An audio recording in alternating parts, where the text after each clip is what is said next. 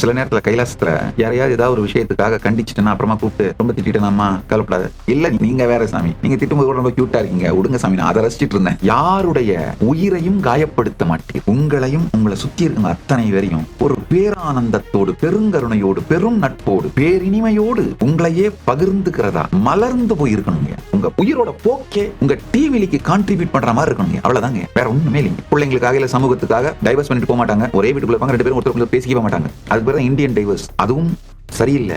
அவங்க என்ன சண்டை போட்டாலும், மனைவி என்ன சண்டை போட்டாலும், கத்துனாலும், கோச்சிக்கிட்டாலும், என்ன பண்ணாலும் உங்களுக்கு தெரியும் நீங்க தான் அவங்களோட வாழ்க்கையோட ஃபர்ஸ்ட் ப்ரையாரிட்டின்னு. இந்த மாதிரி ரெண்டு பேருக்கு நடுவுல சொல்லப்படாமல் ஐ அம் தேர் ஃபார் யூ ஃபாரெவர் அப்படிங்கிற ஃபீலிங் இருக்கு பாருங்க. இதுதான் எனர்ஜெட்டிக் போஸ்டர் ரைட்டா இருக்கிறதுனால நடக்குங்க. ஒரு வினாடியில் நீங்கள் சொல்லுகிற வார்த்தையோ, நீங்கள் எடுக்கிற ஒரு முடிவோ அல்லது ஒரு செயலோ நீங்கள் அல்ல. இவைகளெல்லாம் பொங்கி பெருகுகின்ற தன்மை, குவாண்டம் ஃபீல்டு. நீங்க தனியா ரூம்ல உட்கார்ந்துருந்தீங்களா, அந்த செல்போனை நோண்டிக்கிட்டே இருக்கும்போது பாருங்க எவ்வளவு இன்ஃபர்மேஷன்ஸால நீங்க தாக்கப்படுறீங்க. நீங்க உங்களை எஸ்டாப்ளிஷ் பண்ணிக்கிறதுக்காக எத்தனாயிரம் பேருடைய அட்டென்ஷனை டிமாண்ட் பண்றீங்கன்னு பாருங்க. இதத்தான் நான் ஓவர் கிரவுடட் சிவிலைசேஷன் சொல்றேன். செல்போனோடு சேர்ந்த வாழ்க்கை. இப்பவே நீங்க ஓவர் கிரவுடட் சிவிலைசேஷனோட பாகமா தான் இருக்கீங்கயா. உங்களுடைய ஃபவுண்டேஷன் உங்களை பத்தியும், உலகத்தை பத்தியும், வாழ்க்கையை பத்தியும், உங்களுடைய எனர்ஜெட்டிக் போஸ்டர், உங்களுடைய தன்மை ஸ்வீட்டா, ஃப்ரீயா, இனிமையா உங்களையும் உங்களை சுத்தி இருக்கிற அத்தனை பேரையும் ஒரு பேரானந்தத்தோடு, பெருங்கருணையோடு, பெரும் நட்போடு, பேரினிமையோடு உங்களையே பகிர்ந்துக்கிறதா மலர்ந்து போயிருக்கணுங்க. நல்லா புரிஞ்சுக்கோங்க.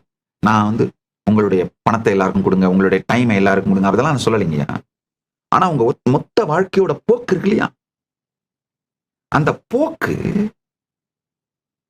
உங்களுக்கும் உங்க உலகத்துக்கும், உங்களுடைய உலகம், உங்களை சுத்தி இருக்கிற உலகம், உங்க ஃபேமிலி, உங்க டீம், அதாவது யாரோடலாம் ஒர்க் பண்றீங்களோ அவங்க உங்க டீம், யாரோட உங்க வாழ்க்கையை பகிர்ந்துங்களோ அவங்க உங்க ஃபேமிலி.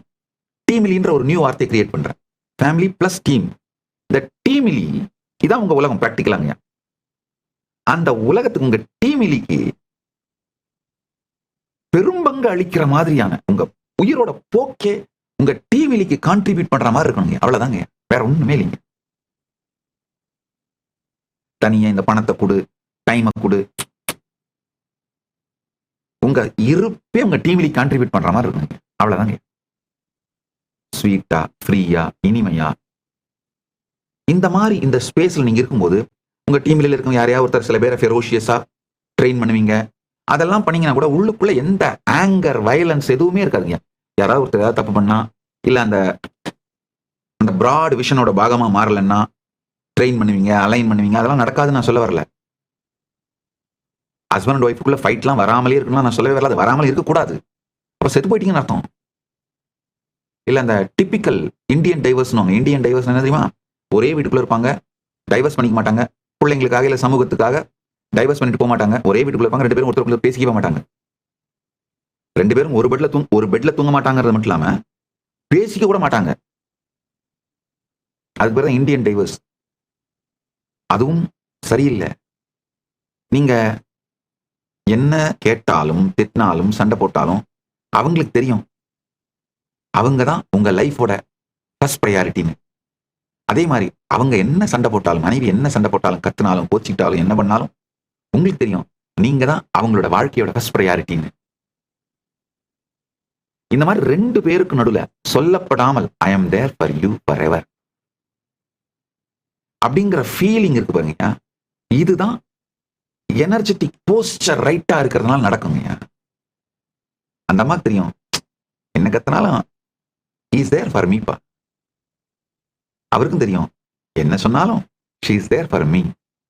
இது மாதிரி உங்களை சுத்தி இருக்க எல்லாருக்குமே உங்களுடைய அடிப்படை தன்மையை பற்றி சந்தேகம் இல்லாத, உங்களுக்கும் உங்க சுத்தி இருக்கவங்க எல்லாருடைய அடிப்படை தன்மையை பற்றி சந்தேகம் இல்லாத இந்த இனிமையான தன்மை வாழ்க்கை சரியான எனர்ஜெட்டிக் போஸ்டரை உருவாக்கும் போது அமைஞ்சிருங்க. நான் இந்த வெளி உலகம், இந்த இகம் சார்ந்த உதாரணத்தை சொல்றேன். இன்னும் பரம் சார்ந்த உதாரணங்களையும் சொல்றேன். நல்லா புரிச்சுக்கோங்க. இன்னும் சில உதாரணங்கள். இதெல்லாம் இந்த உதாரணங்களை எல்லாம் புரிஞ்சுக்கிட்டீங்கன்னா எனர்ஜெட்டிக் போஸ்டர் தன்மை அப்படின்னு நான் என்ன சொல்ல வரேன்னு புரிஞ்சிரும் உங்களுக்கு.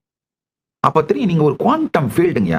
ஒரு வினாடியில் நீங்கள் சொல்லுகிற வார்த்தையோ நீங்கள் எடுக்கிற ஒரு முடிவோ அல்லது ஒரு செயலோ நீங்கள் அல்ல. இவைகளெல்லாம் பொங்கி பெருகுகின்ற தன்மை குவாண்டம் ஃபீல்டு. நீங்க உங்களுடைய குவாண்டம் ஃபீல்டு நல்ல தன்மையாக, உங்க எனர்ஜெட்டிக் போஸ்டர் இனிமையானதாக, இனிமையே வடிவனாயா. உங்களை சுத்தி இருக்கவங்க நீங்க திட்டும் போது கூட அவங்களுக்கு தெரியும் அவர்களுடைய நன்மை, அவர்கள் மீது நீங்கள் வைத்திருக்கும் நேர்மையான காதலில் இருந்துதான் இந்த கண்டிப்பு கூட பிறக்கிறதுன்னு அவங்களுக்கு தெரியுங்கய்யா. சில நேரத்துல கைலாசத்துல